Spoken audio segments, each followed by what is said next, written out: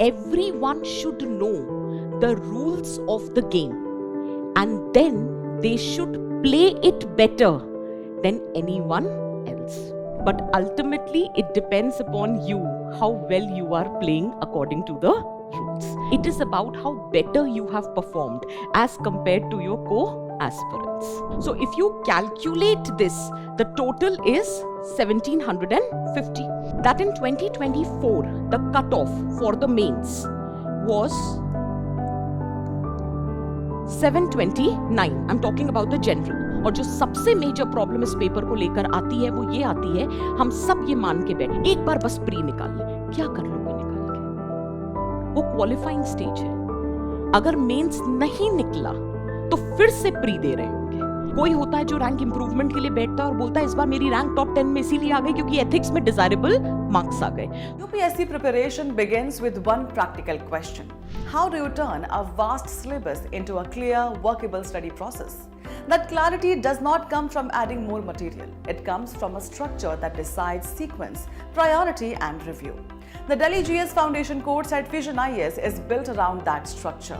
Core subjects are taught in a planned flow, so concepts build instead of overlapping. Current affairs are integrated with static topics, so relevance is clear from the start.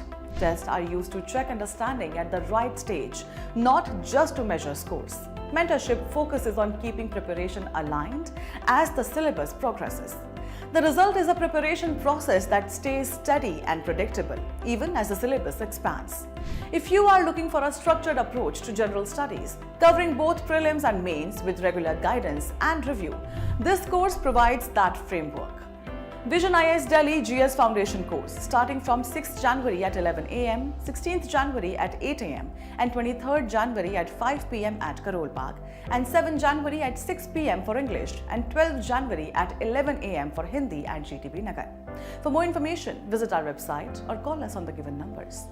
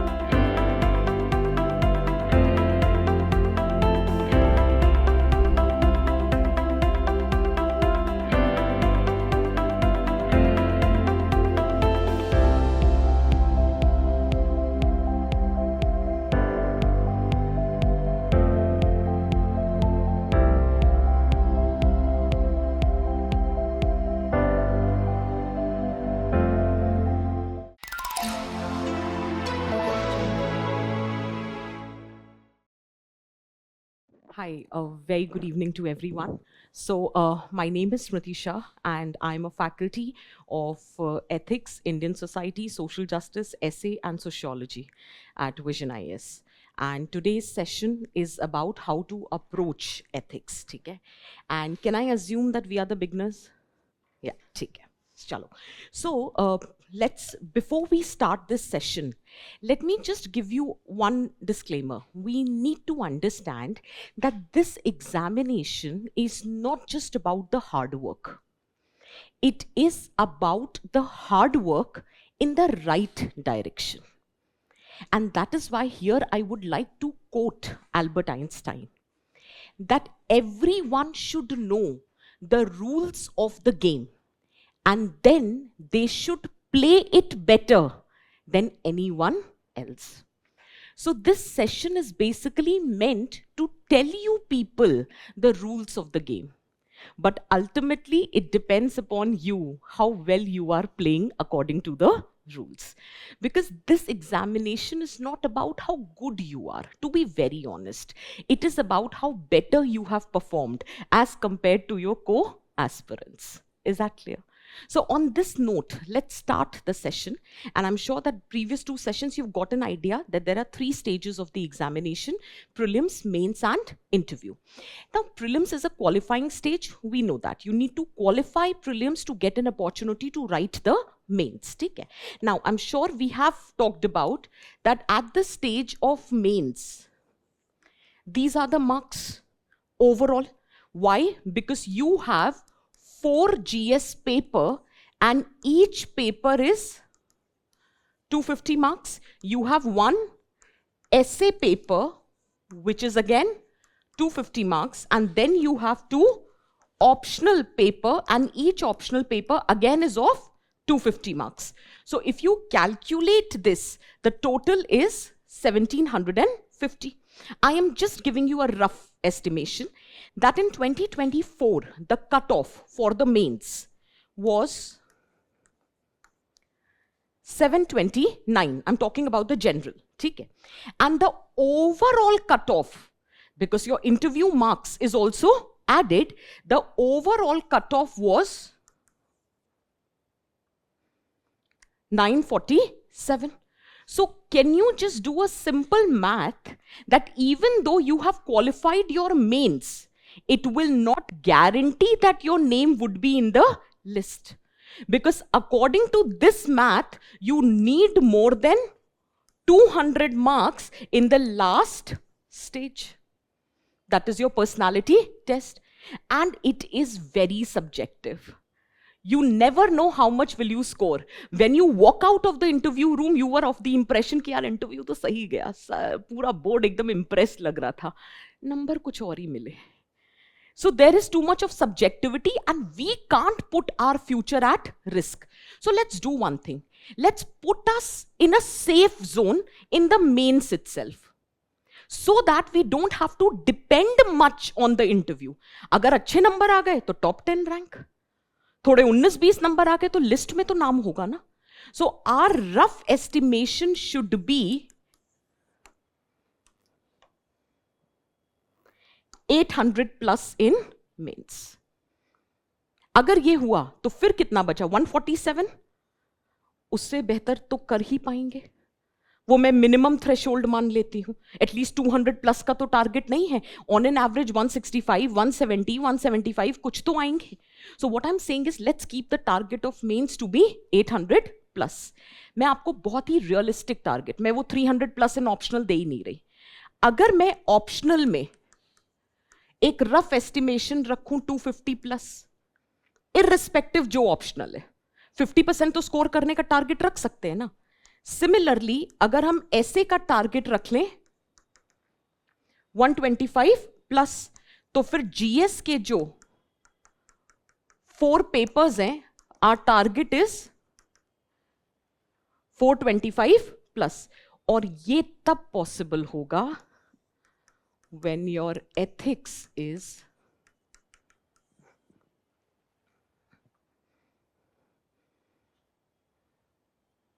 bottom line is to qualify mains. There are 3 important papers: optional, essay and ethics. Optional और essay पे किसी और दिन चर्चा करेंगे. आज चर्चा का विषय है ethics. और ये मैं आपको maximum नहीं कह रही. I'm saying this is the minimum threshold. इससे कम में काम नहीं चलेगा. So the minimum threshold is, next time when you start preparing for ethics, write it on a piece of paper 125 plus. Manifest it and start working towards achieving this target. कैसे करना है वो बस अब बता रहे. But 125 plus has to be the scenario. ठीक है? Before we begin with any session, or for that matter you start preparing for any section, ये तो basic चीज हम करते हैं ना. Why? What? And how? I believe this is very important. क्योंकि जब तक वो अंदर से कन्विंस नहीं होंगे ना that this paper has to be studied seriously, that kind of effort would not be generated. So for me, this why component is very important. Now let me put you, just for the interest, do you realize that GS paper 1, क्योंकि हम beginner हैं तो हमें शायद उतना idea ना हो, लेकिन इतना पता है ना, paper 1 history, society, geography, GS paper 1, GS paper 2 polity, ठीक है, IR गवर्नेंस, ठीक, GS paper 3 economy, environment, disaster, and then you have GS paper 4. Do we realize this is the only paper who test the person and not just the mind? GS paper 1, 2, 3 ask what you know. GS paper 4 test who you are. This paper is very important for UPSC also, because through this they are not selecting toppers. They are selecting those people who they think can or is capable of holding the position of authority. तो वो ऐसे लोग चुनना चाहते हैं जो बहुत ही balanced mindset के हों, जिनमें थोड़ा सा ह्यूमैनिटी और कंपैशन हो, और मोस्ट इंपॉर्टेंटली उनमें विजडम हो. So this is what UPSC is looking for. हम कहते हैं ना, nearly all men can stand adversity. But if you want to test someone's character, then give them power. So exactly they are trying to test this, that can they trust you with the position of authority? And that is why this ethics paper is very important for UPSC also.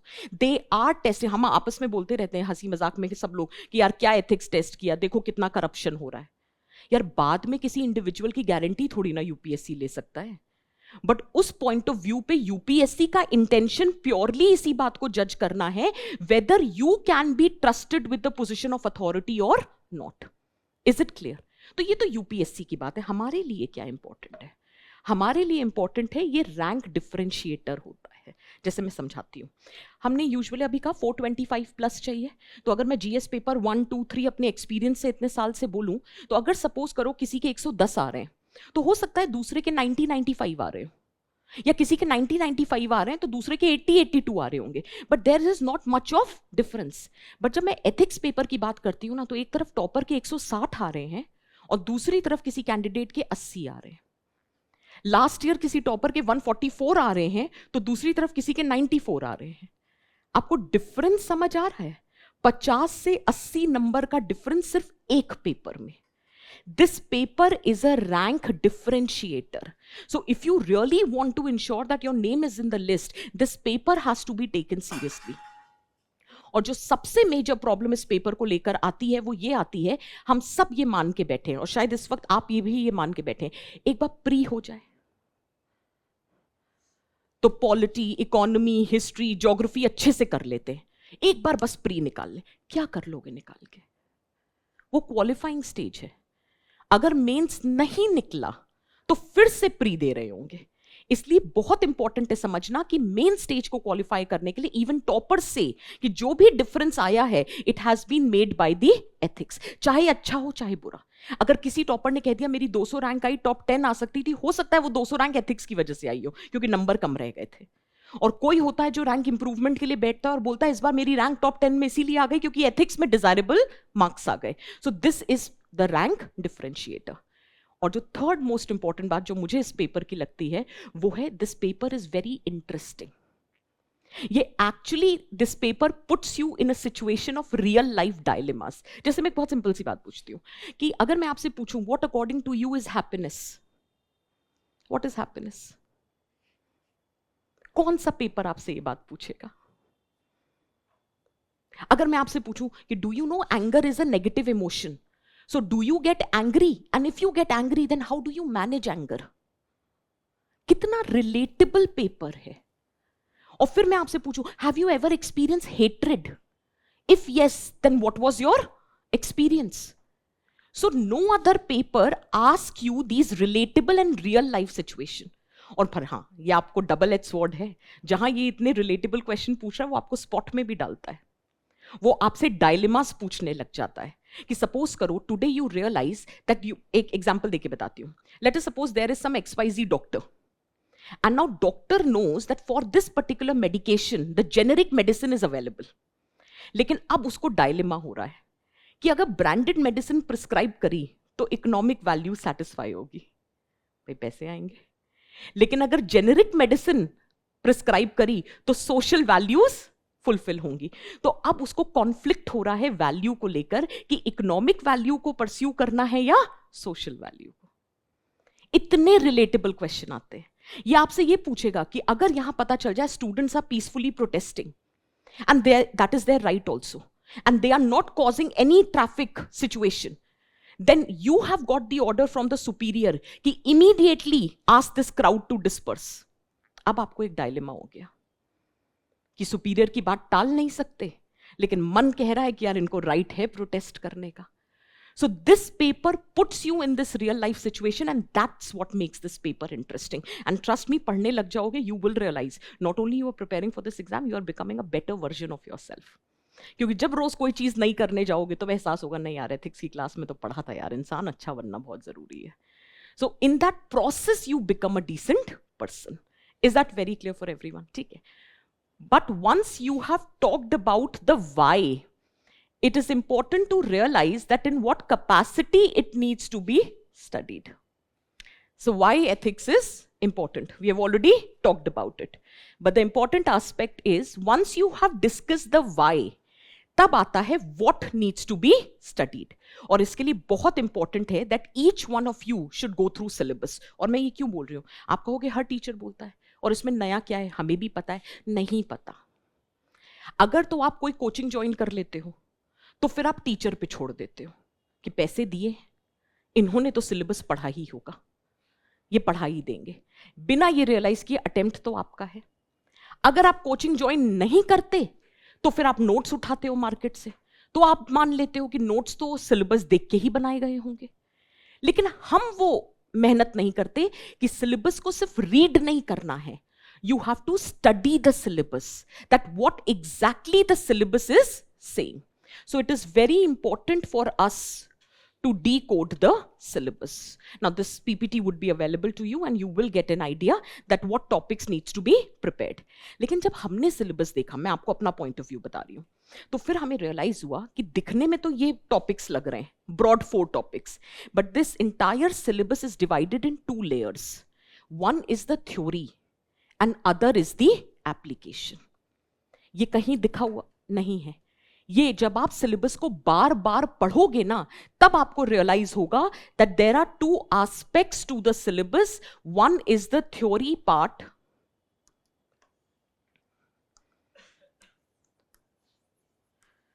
syllabus. So let's understand that how we are supposed to study this. On one hand we have theory and on the other hand we have application. मैं एक example देके बता देती हूँ.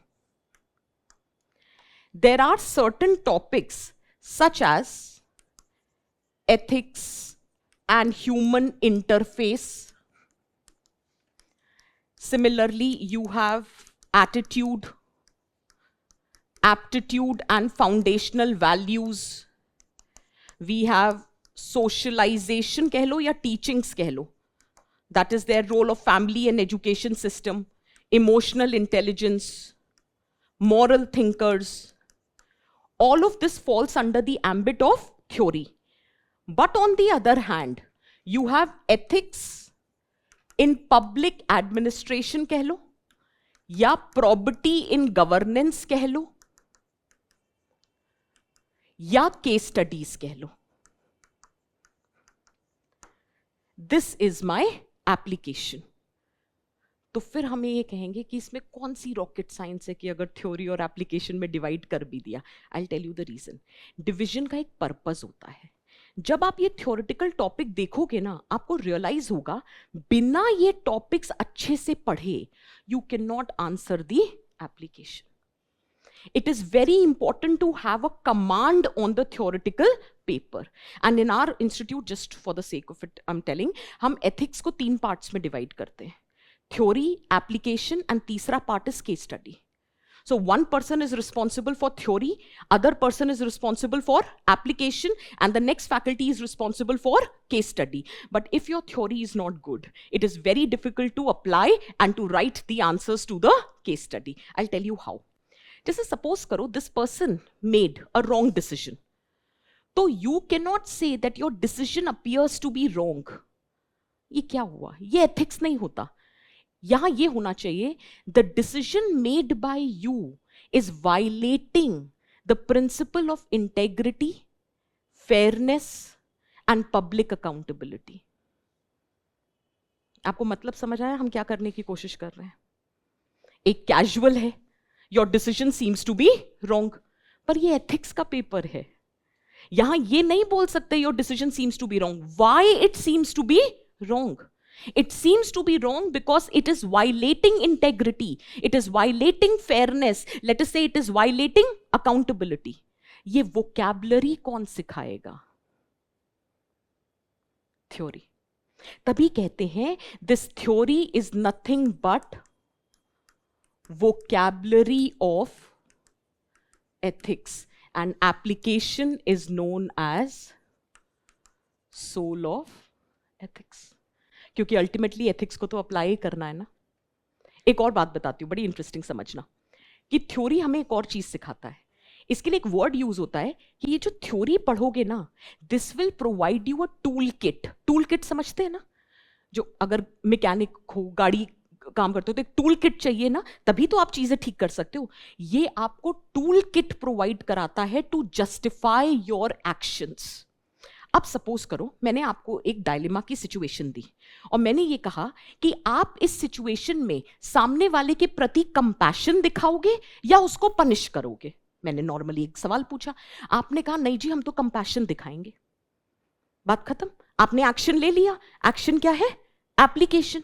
लेकिन बिना justify करे मैं कन्विंस नहीं हो रही। मैंने कहा कि आपने ये क्यों किया? तो फिर आपने मुझसे बोला because I am the follower of Gandhian perspective that one should hate the sin and not the sinner. आपने मुझसे कहा that we have to show this compassion only then long term public interest can be ensured. And I am a very emotionally intelligent person and that is why I know empathy is the need of the hour. ये सारे शब्द और concepts आपको कहां से मिले? Theory से। So this theory पे पकड़ होना बहुत जरूरी है because that will provide you that justification tool kit as well as the terms which are suppose to be used in this paper. Otherwise ethics ना प्रवचन लगने लगेगा। आप कहोगे ma'am what happiness means to you, इसमें आप क्या ही पढ़ा देंगी? Anger is a negative emotion, इसमें आप क्या ही समझा देंगे? The terminology that has to be used in this paper, is it making sense for everyone? ठीक है। Whereas this is the soul. ये एक्चुअली टेस्ट करेगा आपकी डिसीजन मेकिंग स्किल्स। ये एक्चुअली टेस्ट करेगा to what extent you are able to prioritize your value system. कि अगर मैंने आपको एक डायलेमा में डाल दिया then how you are choosing to resolve that dilemma. अब आप ये कहोगे कि मैम कौन सी बड़ी बात, ये तो हम आराम से कर लेंगे। बिल्कुल कर लोगे, लेकिन आपको समझने की जरूरत है इस पेपर में कि एक मैं आपको एग्जाम्पल देके बताती हूँ। एक कॉन्सेप्ट होता है ह्यूरिस्टिक। कॉन्सेप्ट क्या? Just a term. ये कहता है कि whenever you have a time crunch then whatever is your original thought, it is reflected in your action. Okay, चलो एग्जाम्पल देती हूं। सपोज करो कि आपको पेन खरीदना है, आपका पेन बंद हो गया है लिखना, तो और विजन में ही आपकी क्लासेस थी और 2 क्लासेस के बीच में आपका ब्रेक था। लेकिन हमने आपसे कहा कि यार यहां नहीं बैठो, अभी क्लीनिंग करानी है, जरा एक चक्कर काट के आओ। आप एक स्टेशनरी की शॉप में गए, आपको आधा घंटा काटना था। आपने कहा भैया पेन दिखाइए। उसने एक पेन दिखाया, आप चला के देख रहे हो, हर तरह से अपने नाम का सिग्नेचर करके देख रहे हो कि कौन सा पेन अच्छा है, क्या है।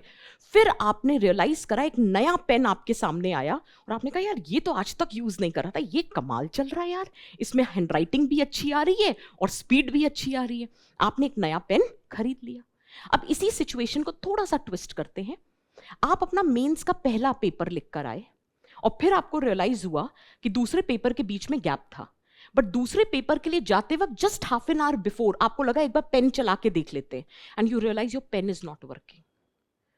पैनिक सिचुएशन क्रिएट हो गई। सामने आपको एक स्टेशनरी की शॉप दिखी, आप भाग कर गए। आपने कहा सर मुझे ये वाला यूनिबॉल जेल पेन चाहिए। उन्होंने कहा कि नहीं नहीं ये वाला नहीं सर, और देखिए। बोले अरे मेरे पास टाइम ही नहीं है, बस यही वाला पेन दो मुझे और कोई। वो समझा रहा है कि और इससे बेहतर पेन है, आपके पास समय नहीं है। तो जो आपका ओरिजिनल थॉट है that is reflected in your action. Ethics में बस यही प्रॉब्लम है, 3 घंटे कम पड़ जाते हैं और वो आपको रियल लाइफ सिचुएशन दे देते हैं। तो जब टाइम क्रंच होता है ना, तो कितनी भी कोशिश कर लो, जो एक्चुअल वैल्यू सिस्टम है that is reflected in your paper. इसीलिए कहते हैं don't take this exam just as an exam, take it as a process to become a better version of yourself. और उस प्रोसेस में आप रियलाइज करोगे you have actually cleared the exam also. Is it making sense? ये बात समझ आई कि टाइम क्रंच होता है, so whatever is your mind that is reflected in your action. कभी सोचो ना कि कोई इतने करोड़ों रुपए एडवर्टाइजमेंट पे क्यों खर्च करता है? क्योंकि जब आप कोई चीज खरीदने गए, आपके पास टाइम क्रंच है, तो जो ब्रांड आपके दिमाग में चल रहा होगा, आप कहोगे यार उसी का सामान दे दो. That is how brand value works and that is why so much of money is spend on advertisements. Is it making sense for everyone? ठीक है, तो ये बात समझ आई कि how the syllabus is divided in two parts, theory and application. So is the what aspect clear for everyone? Can I proceed further? ठीक है, अब सबसे इंपॉर्टेंट चीज आती है कि I know what the syllabus is saying, but how am I suppose to prepare? देखो यार, और कोई सब्जेक्ट होता तो मैं कोई बुक बता देती कि भाई पॉलिटी के लिए ये कर लो, या ज्योग्राफी के लिए एनसीईआरटीज कर लो, या जीसी लियोंग कर लो.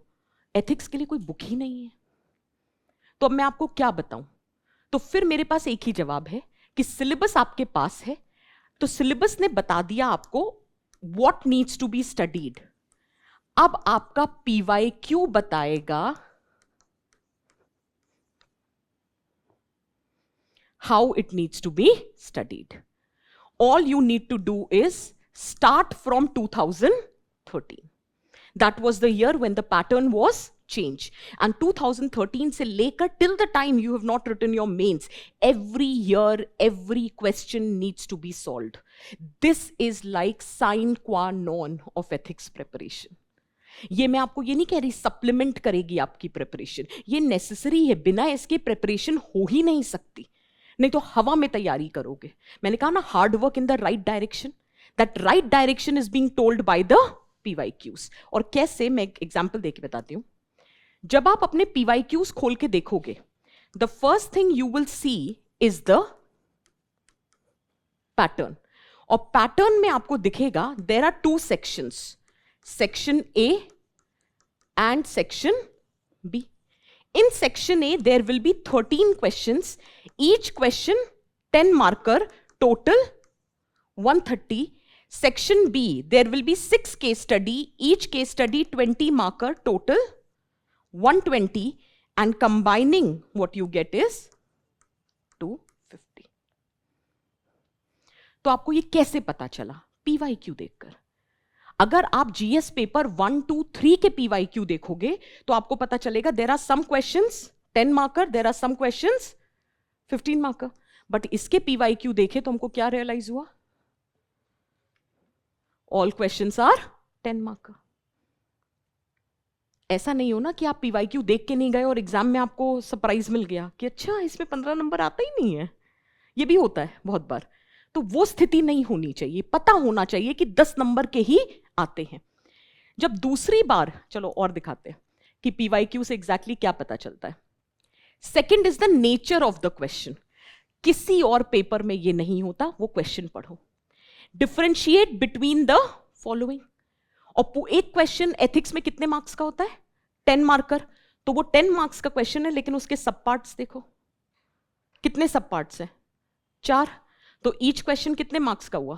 2.5. पीवाईक्यू ने यह भी बता दिया कि एथिक्स ही एकलौता पेपर है जिसमें 2.5 मार्क्स के, 3 मार्क्स के, 2 मार्क्स के भी क्वेश्चन पूछे जाते हैं. कोई और पेपर नहीं है जिसमें इस तरह के सवाल पूछे जाएं. और ये कैसे पता चलेगा? पीवाईक्यूज. तो केवल आपको नेचर और पैटर्न नहीं पता चलता, you also get to know the broad themes. अगर कभी भी, अगर आप सपोज करो, there are many a times it happens that even if you are taking classes और you are not joined any class, in both the situation आपको ये clarity होनी चाहिए that how am I suppose to prepare.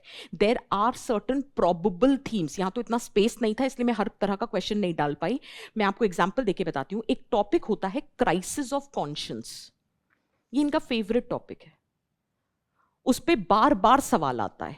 कभी voice of conscience पूछते हैं, कभी crisis of conscience पूछते हैं, कभी क्राइसिस ऑफ कॉन्शियंस का एक एग्जाम्पल देके बताओ that how have you resolved crisis of conscience. तो ये सब कैसे पता चलता है? By looking at the PYQs कि क्राइसिस ऑफ कॉन्शियंस या voice of conscience is a probable theme.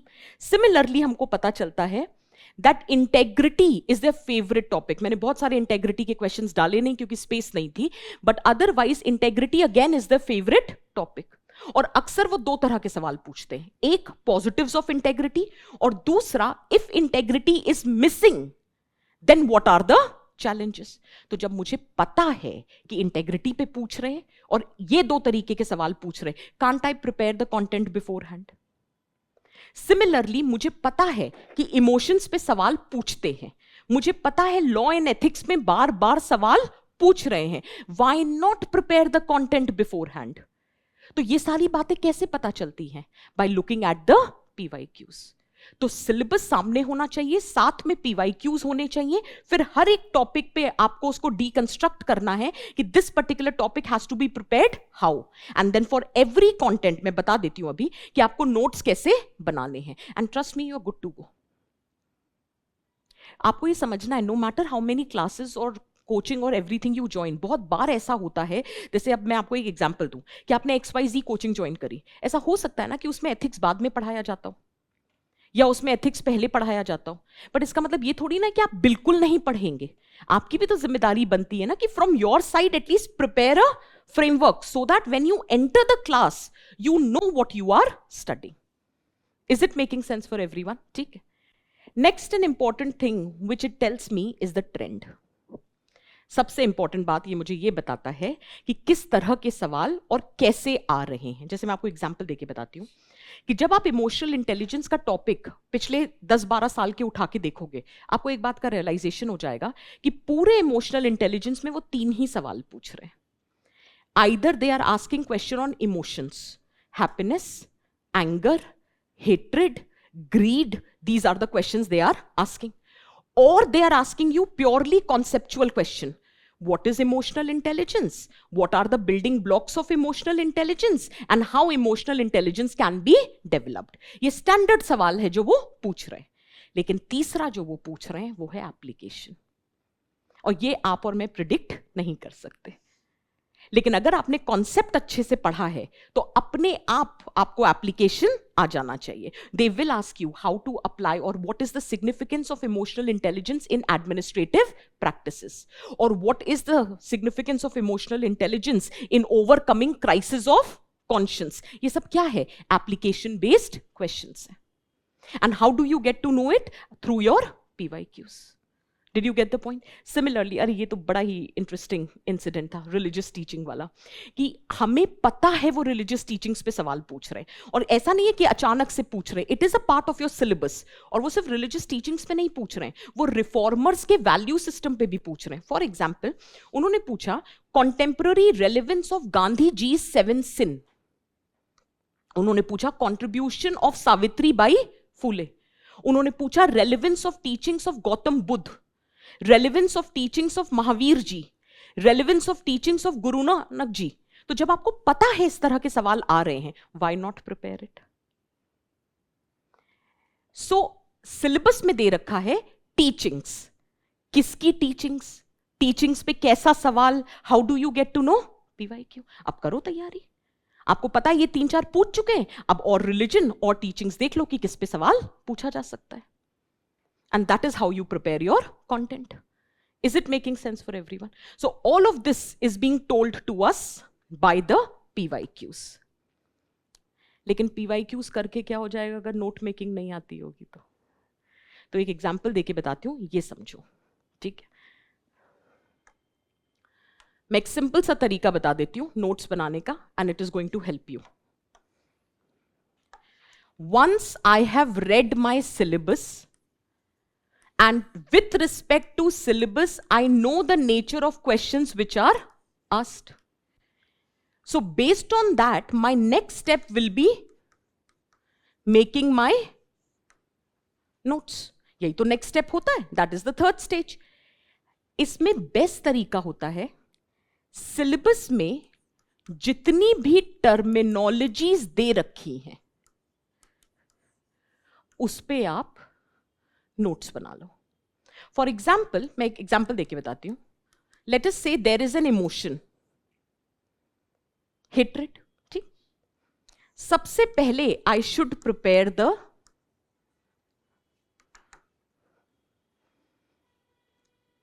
hatred is a negative emotion which means extreme dislike towards someone or something. Definition तैयार हो गई. ठीक है, कोई भी कर सकते हो जो आपको सहूलियत हो. Once you have done the definition, prepare the features. That how hatred is a negative emotion which is very disruptive. Disruptive मतलब खत्म करता है किसको? Individual's wisdom, बुद्धि को, और conscience, अंतरात्मा को. तो बनाना feature. This is nothing but hatred. जब कोई टॉपिक कर रहे हो, so then you should talk about its implication. For example, hatred का implication for the individual, hatred का implication for the society, hatred का implication for nation, और hatred का implication at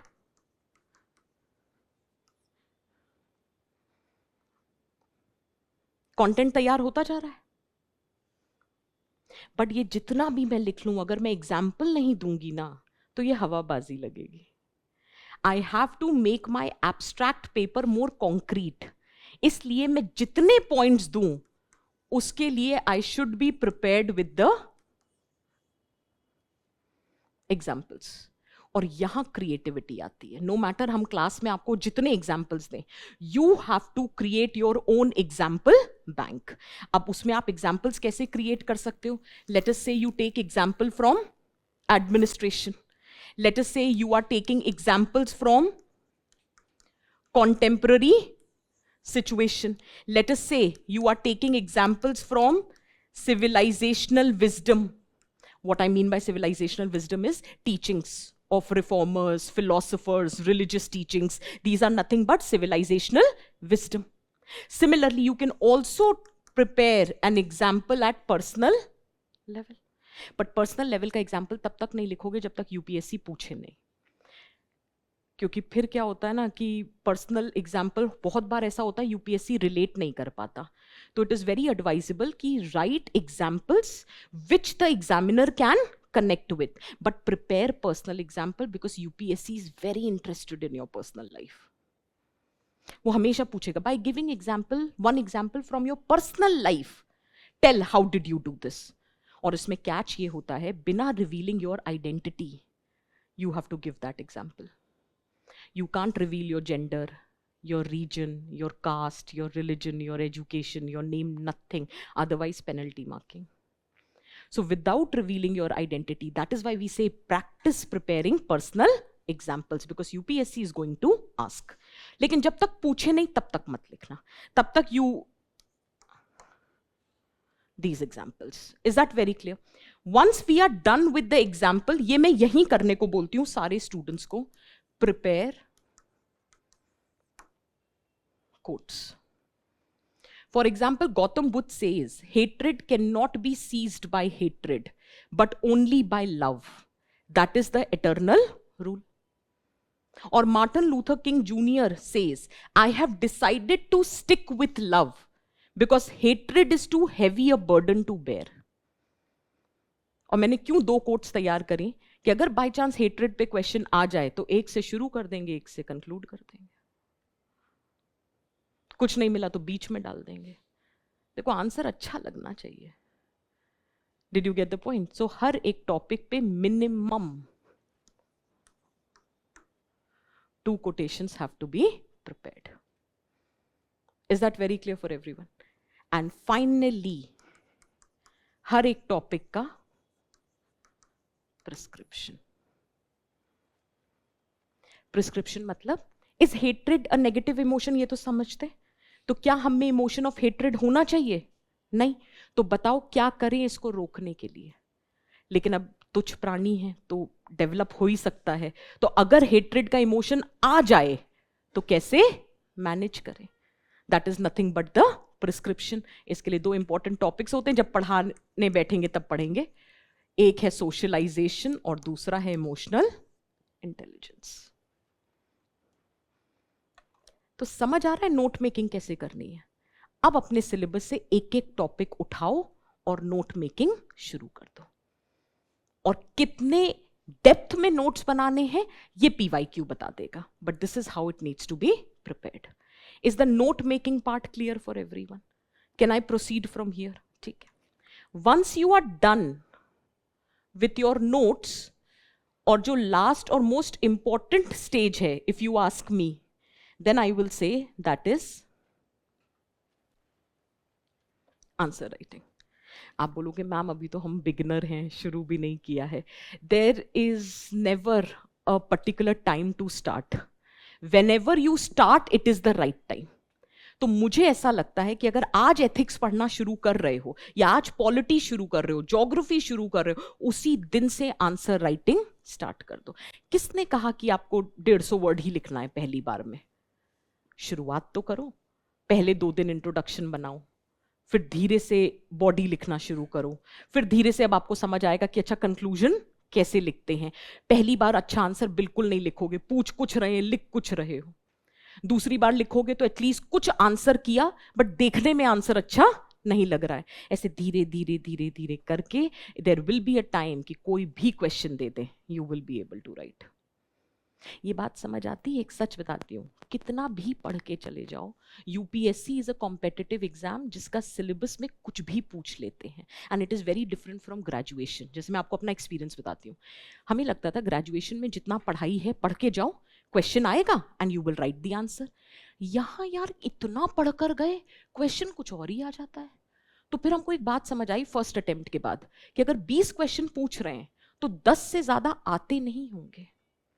तो ये आंसर राइटिंग आपको क्या सिखाता है वो बताती हूं। If you know the answer, you right the answer, you fetch marks.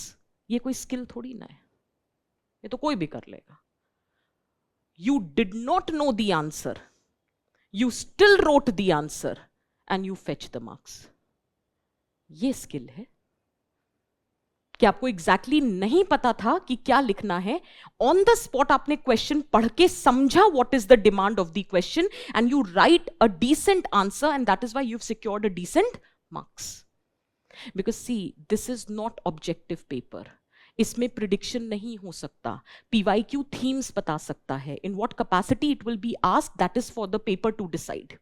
तो जैसे सोसाइटी हो गया, ऐसे हो गया, एथिक्स हो गया, you can never exactly predict कि वो क्या पूछेंगे। जैसे मैं आपको एक सिंपल सा एग्जांपल देती हूँ, हम सोशलाइजेशन समझते, शेपिंग द वैल्यू सिस्टम, ठीक है।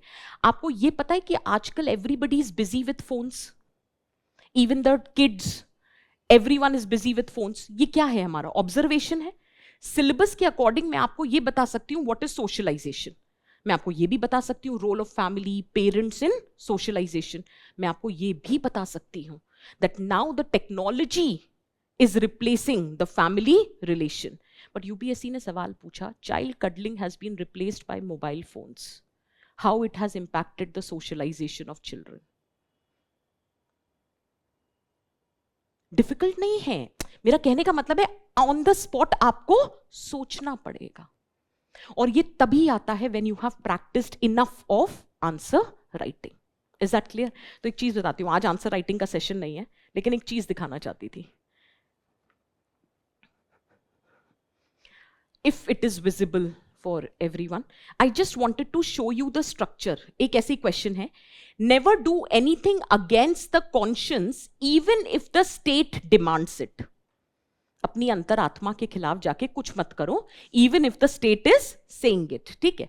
In this context discuss the role of conscience in taking ethical decisions in administration, ठीक है। मेरा पर्पस इस क्वेश्चन का आंसर नहीं है, मैं आपको स्ट्रक्चर दिखाना चाहती हूं। The person started with a definition और उसका एक एग्जाम्पल दिया, ठीक है।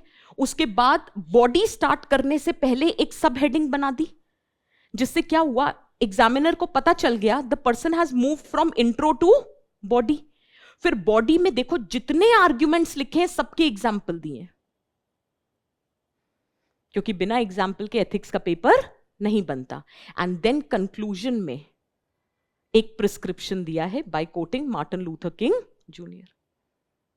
तो आपको इंट्रो, आपको आंसर नहीं आता, हमने पढ़ा ही नहीं है, आपको सिर्फ ये 2 पेज देखकर एक स्ट्रक्चर दिख रहा है।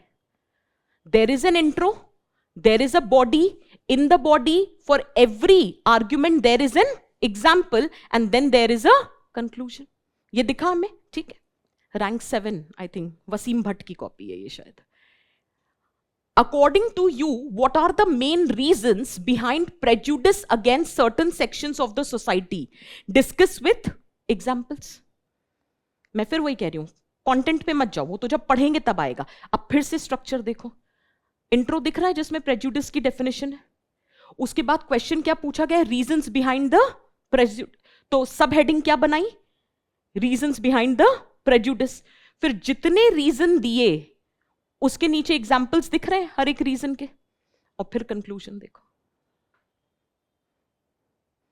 एक वोल्टेयर की कोट डाल के कंक्लूड कर दिया, prejudice is what fools use to reason. Prejudice का मतलब होता है प्री कंसीव्ड नोशन, एक बायस्ड एटीट्यूड। तो अगर आप किसी को बायस्ड एटीट्यूड से जज करते हो ना, तो ये उसके बारे में कम, आपके बारे में ज्यादा बताता है। तो इट इज सेड कि if you are having a biased attitude towards someone, that means you are a fool. मतलब हम सब, यू से आप नहीं, मतलब हाँ। सो बट मेरा पॉइंट आप समझ रहे हैं कि आंसर राइटिंग कैसे दिखनी चाहिए। देख, आज नहीं पढ़ा सकती आंसर राइटिंग क्योंकि ये सेशन का ऑब्जेक्टिव नहीं है। बहुत जल्दी हम एक आंसर राइटिंग पे भी सेशन कर लेंगे to give you a better idea. लेकिन आपको स्ट्रक्चर दिख रहा है, 3 डिफरेंट साल, 3 डिफरेंट टॉपर्स, और तीनों का स्टाइल ऑफ राइटिंग सेम। और ये 3 इसलिए क्योंकि इतना टाइम नहीं था। ये किसकी कॉपी है, Diksha Joshi I think, rank 19 some few years back, ठीक है। Strive not to be a success but rather to be of value, एक कोट दी है, और एक्चुअली जो क्वेश्चन होता है वो ये होता है कि what this quotation means to you. तो the person concerned has written the above quote by Einstein, highlighted the meaning, और फिर देखो सब हेडिंग क्या बनाई, its meaning to me, क्योंकि यही पूछा है what it means to you। कोई बहुत रॉकेट साइंस करी, पर अब आपको इंट्रोडक्शन और बॉडी में ब्रेक दिख रहा है, थ्रू अ सब हेडिंग हाईलाइटेड है। अब जितने पॉइंट्स लिखे हैं हर एक पॉइंट का एग्जाम्पल है, और उसके बाद एक कंक्लूजन है। आंसर बदलेगा कंटेंट के हिसाब से, क्वेश्चन के हिसाब से, क्या नहीं बदलेगा, that is the structure. Did you get the point? लेकिन इसमें और चीजें आती हैं, जैसे डिफरेंट तरीके के इंट्रोडक्शन कैसे लिख सकते हैं, डिफरेंट तरीके के कंक्लूजन्स कैसे लिख सकते हैं, वो किसी और सेशन में बताएंगे। लेकिन आज ये दिख तो रहा है ना कि क्या करना है, और जिस दिन पढ़ना शुरू करो ये सब में अप्लाई होता है, इंट्रो, बॉडी एंड कंक्लूजन। और ये सबसे आसान तरीका है, जैसे ही आपने इंट्रो लिखा, मैं आसान तरीका बता देती हूँ, जो भी कीवर्ड है क्वेश्चन का उसको डिफाइन कर दो, वो सबसे आसान है। और जो भी डिमांड है ना क्वेश्चन की, उसको सब हेडिंग बना दो, किसी के कॉजेस, किसी के फंक्शंस, किसी के डिसफंक्शंस, किसी का इम्प्लीकेशन, तो जो भी आपसे पूछा है उसको सब हेडिंग बना दो। उसके बाद अपने आर्ग्यूमेंट लिखो, हर एक आर्ग्यूमेंट का एग्जाम्पल दो, जहां एग्जाम्पल हो वहां एग्जाम्पल दो, जहां डेटा हो वहां डेटा दो, जहां किसी को कोट करना हो तो उसे कोट करो, और फिर बेस्ड ऑन जो भी लिखा है, what is your final remark, that becomes your conclusion. This is how a structured answer looks like. Is that very clear? तो एक बात ध्यान रखना, कंटेंट कितना भी हो, अच्छा अब आपको लग रहा है ना देखने में कि सही है आंसर, भाई इतनी जगह मिलती है लिख दिया। हम क्या गलती करते हैं, आप कहोगे मैम इसमें कौन सी बड़ी बात है? सबसे बड़ी बात है हमको एग्जैक्टली नहीं पता होता कि इंट्रोडक्शन 2-3 लाइनों में खत्म हो जाना चाहिए, हम इंट्रो पे इंट्रो लिखे जा रहे हैं। दूसरा, हमको ये नहीं पता होता, हमें लगता है बॉडी में सब लिख दें। अरे तुमको पता है तुमने क्या पॉइंट्स छोड़े हैं, एग्जामिनर को कैसे पता होगा? हो सकता है ना उसके पास 6-7 पॉइंट्स होंगे, लेकिन लिखे उसने केवल 4, क्योंकि कितना भी अच्छा आंसर लिख लो, if you are not concluding that answer, that is an incomplete answer. Is that very clear for everyone?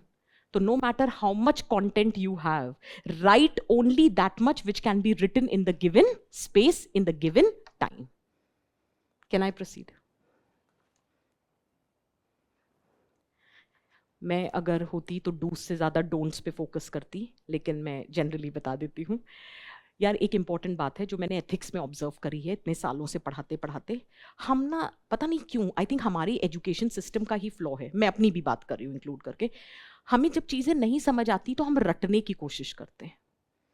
ये नहीं समझते इसकी दो प्रॉब्लम है, एक तो रटा हुआ याद नहीं रहता, और दूसरा यूपीएससी में डायरेक्ट सवाल आता नहीं है, तो रट के कुछ होगा नहीं।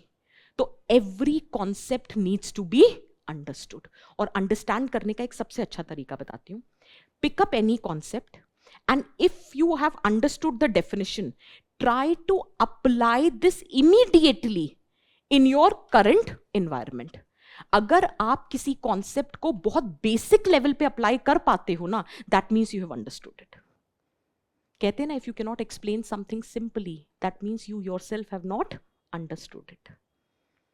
तो बेसिक एग्जाम्पल पे जाकर वहां पे समझो। अब आप कहोगे मैम पहली बार पढ़ रहे हैं, कैसे समझ आएगा? देखो, अगर तो क्लासरूम है तब तो हम समझाएंगे, नहीं भी है तो take your help of AI and ChatGPT. आप कोई भी कॉन्सेप्ट उठाओ और उसको बोलो इसको मेरे रिलेटेबल लाइफ से, give me one example to explain that how this concept can be applied. मेहनत लगेगी थोड़ी शुरू में, लेकिन फिर you will get the hang of it, but make sure every concept is understood. दूसरी चीज, अननेसेसरी जार्गनाइज मत करना, specially in the beginning of preparation. हाँ, जब तुम प्री वगैरह लिख लोगे, क्वालिफाई हो जाएगा, मेंस की तैयारी करोगे, तो ये लाइन बदल दूंगी मैं, तब मैं बोलूंगी कि वोकैबुलरी को इन्हांस करने की जरूरत है। बट अभी आप लोग बिगनर स्टेज पे हो, तो मैं ये बोलूंगी बहुत जार्गनाइज करने की जरूरत नहीं है। जो टर्म्स आपके सिलेबस में दे रखे हैं बस उन्हीं को बार बार यूज करो। Is this very clear? तीसरा, एग्जाम्पल बैंक, ये हमने बात कर ली है। यार ये तो तैयार होनी चाहिए, और इस पे मैंने एक वीडियो भी बनाई थी चैनल पे। उसको कैसे करोगे, कोई भी टॉपिक उठाओ, नीचे 3 मार्जिन्स क्रिएट कर दो, एक एडमिनिस्ट्रेटिव एग्जाम्पल, एक एग्जाम्पल फ्रॉम योर स्क्रिप्चर्स और एक कॉन्टेम्पररी एग्जाम्पल। तो हर एक टॉपिक पे 3 set of example should every time be ready. क्यों? एग्जाम में ऐसा नहीं है क्वेश्चन आता नहीं है, याद नहीं आता है। तो अगर ये तैयारी पहले से करके रखोगे, it will become easier for you to apply during examination. Then answer writing regularly practice करनी है। whenever you are starting with your preparation, or if you have started, make sure you're writing at least 2 answers on a daily basis. शुरू में time लगेगा, मैं deny नहीं करी, कोई बात नहीं। अगर आधा घंटा लग रहा है, 35-40 मिनट भी लग रहे हैं शुरू में, एटलीस्ट आदत तो डालो लिखने की। फिर धीरे धीरे आपको रियलाइज होगा, जहां 4-5 महीने हुए आपका अपने आप टाइम कम आ जाएगा। सो उसकी चिंता मत करना, ठीक है। And basic ethics, terminology and vocabulary आपको तैयार करनी है, जैसे मैंने बताई थी। टर्मिनोलॉजी तैयार करने का मतलब डेफिनेशन नहीं होता, अभी बताया था ना, डेफिनेशन, फीचर, इम्प्लीकेशन, एग्जाम्पल, तो ये तैयार करना है। क्या नहीं करना है? कोई भी हैवी वेट फिलॉसफी यूज नहीं करनी है। अपना ऑप्शनल अपने तक रखिए। ऑप्शनल उतना ही यूज करेंगे जितना एथिक्स में जरूरी है, अननेसेसरी जार्गनाइज नहीं करेंगे। दूसरा, अरे ये सबसे इंपॉर्टेंट भाई, एग्जाम्पल रिपीट मत करना। जैसे हमने 10 एग्जाम्पल तैयार करे हैं, उसी को बार बार लिखे जा रहे हैं। एक तो एग्जाम्पल रिपीट नहीं करना, और दूसरा एक बात बता देती हूँ, हो सकता है कुछ लोग डिसएग्री करेंगे, कॉमन एग्जाम्पल्स मत लिखो। जैसे मैं आपको बताती हूँ, हर साल ना एक वो कहते नहीं, ये ट्रेंड आता है, वैसे ही एग्जाम्पल्स का भी सीजन आता है। ये कैसे पता चलता है? ऐसे राइटिंग जब मैं पढ़ती थी स्टूडेंट्स की, एक सीजन आया था थोड़े कुछ 4-5 साल पहले, everyone was coating Gautam Buddha, मतलब, और वो 2 लाइन पढ़ के समझ जाती थी मैं, ये गौतम बुद्ध की कहानी, आगे बढ़ो। ऐसा नहीं है कि गलत है, ऐसा है कि मैं इतनी बार पढ़ चुकी हूं कि मेरी क्यूरोसिटी खत्म हो चुकी है। फिर नेक्स्ट ईयर सीजन आया कि सब कोई महाभारत कोट करने लग गए थे, क्योंकि वो बहुत डायलेमा वाले क्वेश्चंस आते थे, तो उसमें वो द्रौपदी वाला इंसिडेंट, ये सब, और मैं देख रही हूँ यार बहुत सिमिलर से एग्जाम्पल लग रहे हैं। फिर एक टाइम आया, सबने रॉबर्ट ओपनहाइमर लिखना शुरू कर दिया, क्योंकि मूवी आई थी। हर का एग्जाम्पल उसे, मुझे लग रहा है ये भी ना ट्रेंड है एग्जाम्पल्स का, तो आप उस ट्रेंड को ब्रेक करोगे। You will create your own set of example banks. उसका रीजन है, मैं अपने आपको एग्जामिनर की जगह रख के देख के बता रही हूँ, या आप खुद को रख के देख लेना। अगर आप कोई एग्जाम्पल पढ़ रहे हो, स्टोरी पढ़ रहे हो, ठीक है, और आपको पढ़ते वक्त बिल्कुल समझ नहीं आ रहा है ये किसके बारे में है, तो आप थोड़ा और पढ़ते हो, अच्छा, और एंड देन यू लाइक, अरे यार ये कहानी थी, बड़ी सही है यार, ये तो पता ही नहीं थी। तो आपको कोई नई चीज आने, अब वही एक ही कहानी बार बार सब लोग लिख रहे हैं, तो ऐसा नहीं है कि आप गलत लिख रहे हो, but you have not written something very amazing. तो हो सकता है एवरेज मार्क्स मिलेंगे, बट नॉट अबव एवरेज। तो आज से ही शुरू करो एग्जाम्पल बैंक्स क्रिएट करना। The best source is your newspaper. आप न्यूज़पेपर पढ़ो। बहुत बार ऐसा होता है आप मंथली मैगजीन्स वगैरह पढ़ते हो तो उसमें भी बहुत सारे इंसिडेंट्स कोटेड होते हैं, तो उन्हीं इंसिडेंट्स का एक लिस्ट बना लो, ठीक है। नेक्स्ट, इमोशनल और ड्रामेटिक आंसर्स मत लिखना। आप कहोगे मैम ये कौन ही करता, अरे अभी लिखो तो। जहां आ जाएगा ना right from your personal life one example, अरे भाई तुम लोग सब स्क्रिप्ट राइटर बन जाओगे वहां पर, और फिर वहां रोकना पड़ेगा, पेपर खत्म हो गया है। So this is the problem, don't unnecessary right emotional and dramatic answers. और बहुत ओवर थिंक नहीं करना, ये सबसे मेजर प्रॉब्लम है। ये प्री में भी होती है और मेंस में भी। मैं आपको एक एक्सपीरियंस बताती हूँ। कभी कभी ऐसा नहीं लगता हमें कि यूपीएससी है तो बड़ा अकेडमिकली रिच एग्जाम है, तो कोई नॉर्मल सी चीज़ तो वो पूछेंगे नहीं। तो मुझे आज भी अपना अटेम्प्ट याद है, पॉलिटी में सवाल आया प्रीलिम्स में, और पॉलिटी मेरा फोर्टे होता था, सभी का होता है। So the point here is, फिर सवाल आया और बहुत ही सिंपल सवाल, और मैं तुरंत फर्स्ट में कि ये आंसर है। फिर मैंने कहा ना स्मृति, ना ना ना, यूपीएससी इतना सिंपल सवाल तो पूछ नहीं सकता, इसमें कोई कैच है। फिर मैंने 2 मिनट बर्बाद करे, और फिर मैंने 2 मिनट बाद कैच ढूंढ भी लिया, और फिर मुझे लगा वाह किसी को नहीं मिला होगा, सिर्फ मुझे मिला है। इसीलिए वो गलत हो गया। क्योंकि क्या कर रहे हो यार, इतना हम बहुत ओवर एस्टिमेट कर लेते हैं। जैसे जब मेंस का पेपर होता है ना, तो हम लोग सब सेशंस करते हैं, this question was asked because this news came. मुझे तो लगता है कभी यूपीएससी वाले बोलते होंगे इतना तो हमने सोचा नहीं था क्वेश्चन बनाने से पहले जितना तुमने एनालिसिस कर दिया है। So what I am just trying to tell you here is, while answering don't overthink. बस कॉन्टेक्चुअली करेक्ट होना चाहिए, स्ट्रक्चर्ड होना चाहिए, हर एक बात का जस्टिफिकेशन होना चाहिए, and you are good to go, ठीक है। एंड ये प्लीज प्रीलिम्स के बाद नहीं शुरू करना एथिक्स की तैयारी। एक बार थोड़ा सा पॉलिटी और हिस्ट्री हो जाए तो मेरे हिसाब से एथिक्स शुरू कर देना चाहिए। Is it making sense? ठीक, इंपॉर्टेंट सवाल, पहले 3 देख लो। यही सोर्स है यार मेरे पास, या तो विजन का प्रिंटेड मटेरियल मार्केट से उठा लेना, नहीं तो वैल्यू एडिशन मटेरियल जो है वो वेबसाइट पे दे रखा है, and I am sure class notes भी मिलते ही हैं मार्केट में, तो वो उठा लेना। और न्यूज़पेपर के लिए मैं Indian Express, N is missing there, but Indian Express मैं प्रेफर करती हूँ। आप हिंदू पढ़ना चाहो आप हिंदू पढ़ो, आपको जो ठीक लगता हो, whatever you are comfortable with. There are some people who are comfortable with 2 newspapers, but मुझे लगता है वो थोड़ा ज्यादा बर्डन हो जाता है। I personally feel for Indian express, आपको जो सही लगे आप पढ़ सकते हो, ठीक है। दूसरा, मैं अपने यूट्यूब चैनल पे छोटी छोटी वीडियोस बनाती हूँ, 2-2, 3-3 मिनट की या 1 मिनट 1.5 मिनट की, जिसमें मैं सारे एग्जाम्पल्स और एनेक्डोट्स देती हूँ, और या जो भी स्क्रिप्चर्स वगैरह की टीचिंग्स जो आप ऐसे एथिक्स में यूज कर सकते हो, तो अगर आपको वो रेफर करना हो तो आप वो कर सकते हो। लेकिन सुन के छोड़ नहीं देना है, कॉपी लेके बैठनी है। आप टाइम पास के लिए वीडियो नहीं सुनोगे, आपको कंटेंट कलेक्ट करना है, तो जब सुनोगे हाथ में बुक होनी चाहिए, तुरंत नोट्स बनाओ और आगे बढ़ो, दैट इज वन थिंग। अच्छा, बहुत बार क्या होता है कि स्टूडेंट पूछते हैं कि कुछ और पढ़ लें, कुछ और पढ़ लें, तो अगर समय हो तो किताबें दे दी हैं, पढ़ लेना, ठीक है। जैसे युवल नोआ हरारी, पर्सपेक्टिव डेवलप करने के लिए है, ठीक है। डैनियल गोलमैन की बुक है इमोशनल इंटेलिजेंस पे, पढ़ना चाहो तो पढ़ सकते हो। माइकल सैंडल्स की बुक है जस्टिस पे, how to resolve the dilemmas, ठीक है, what is the right thing to do, पढ़ना चाहो तो पढ़ लो। लेकिन अगर मुझसे पूछोगे और प्योरली सिर्फ एग्जाम की तैयारी करनी है तो जरूरत नहीं है, क्योंकि फिर तो जिसके नोट्स पढ़ रहे होगे या जिस टीचर से पढ़ रहे हो उसने तो पढ़ी ही है ना, तो वो पढ़ा देंगे। So is this very clear for everyone? ठीक, बस that's all from my side, कि इंपॉर्टेंट पेपर है, अच्छे से तैयारी करो, ठीक है। और रही बात आंसर राइटिंग की या एसे की या ऑप्शनल की, उसके लिए हम कभी और सेशन प्लान करेंगे, and then we'll discuss in detail. Now you tell me, do you guys have any other question to ask as far as ethics is concern? हाँ, एथिक्स के लिए रिवीजन स्ट्रैटेजी ये होती है कि पीवाईक्यू सामने होने चाहिए, ठीक है। मैं एक कॉन्सेप्ट बहुत बिलीव करती हूँ और कोई नया नहीं है। जैसे मम्मी नहीं छोटे में करती थी कि किताब बंद करो, पेपर और पेन लो, और फिर उस टॉपिक से रिलेटेड जो याद आ रहा है वो लिखो। जैसे आजकल एक्टिव रिकॉलिंग कहते हैं, लेकिन ये तो हमारी मम्मी ने हमको बचपन से सिखाया था, ठीक है। तो जब भी आप कोई टॉपिक खत्म करें, आपने PYQs वगैरह सब देख लिए हैं, आपके पास एक फ्लो चार्ट तैयार हो चुका है। जैसे मैंने अभी इमोशनल इंटेलिजेंस का फ्लो चार्ट बताया था, ये आपके पास तैयार हो गया। आप एक प्लेन पेपर उठाइए, इमोशनल इंटेलिजेंस लिखिए। पहली चीज, what are emotions, different types of emotions, implication and examples of those emotion. फिर what is emotional intelligence, what is the building block of emotional intelligence, Daniel Goleman's perspective, how emotional intelligence is developed, ठीक है। उसके बाद मैं तीसरा करूंगी emotional intelligence का significance in administrative practices, what are the examples, how to develop emotional intelligence among civil servants and emotional intelligence in Indian context. For example, Bhagavad Gita talks about emotionally intelligent person, स्थित प्रज्ञ।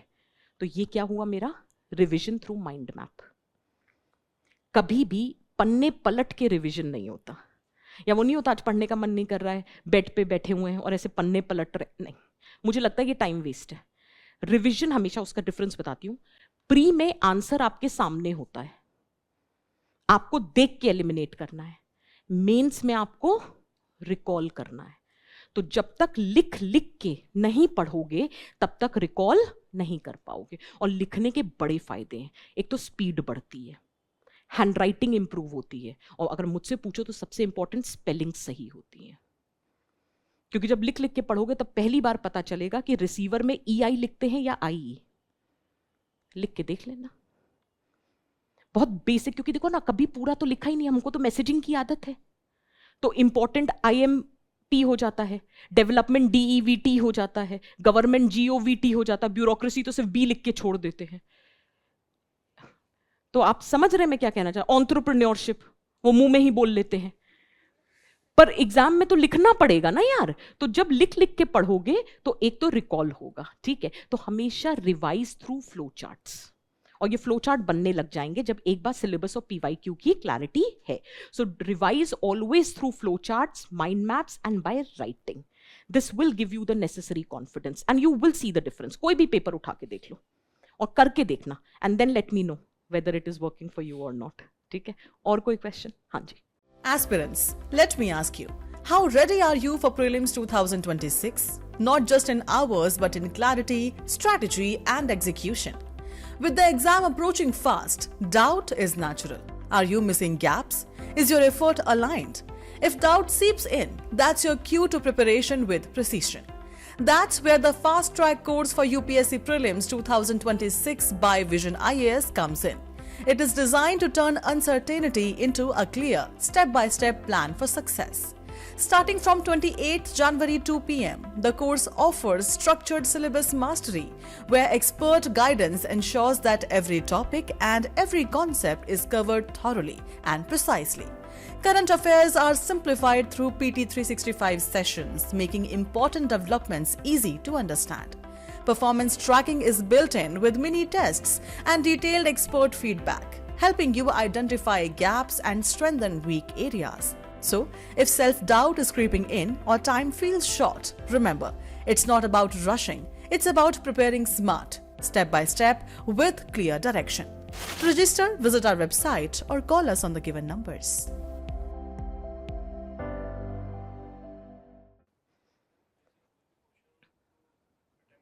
हाँ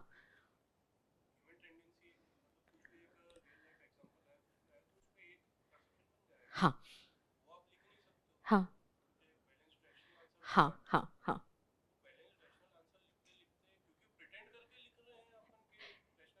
हाँ। नहीं, actually पता है क्या, इसी यही point मैं कहना चाह रही थी कि जब इतनी बार आप प्रैक्टिस करते हो और जब आप पूरा फाउंडेशन पढ़ते हो, और पता है यार एक चीज है, अननेसेसरी ना सिस्टम को चैलेंज नहीं करना चाहिए। व्हाट आई मीन इज, जैसे अगर मैंने आपसे कहा कि try to become a better version, only then you can write a good ethics answer, तो अब आपने ये ले लिया, नहीं, we will not become a better version, still we'll score better marks in ethics. Unnecessary system को challenge मत करो, उसका रीजन है, हमारा पर्पस तो एग्जाम क्वालिफाई करना है। मेरा ये मानना है कि जब आप एथिक्स पढ़ने लगते हो, जब आप उसे रियल लाइफ से कनेक्ट करने लगते हो, जब आप एक्चुअली डायलेमास समझने लगते हो, आप एक्चुअली सही फील करके आंसर लिखते हो।